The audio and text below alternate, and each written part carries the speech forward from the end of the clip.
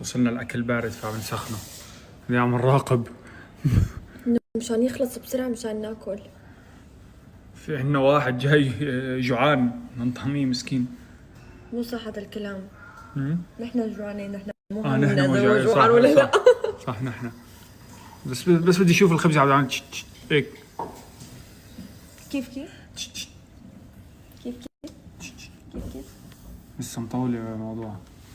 المشكلة بتعرفوا شو؟ انه عم نحط مثلا منقوشة، تمام؟ عم بحطها بالسخان، بعدين بشيلها بالفرن، بعدين بشيلها بحطها هون بسخن تاني، بتكون هاي بردت فبرجع بسخن هاي.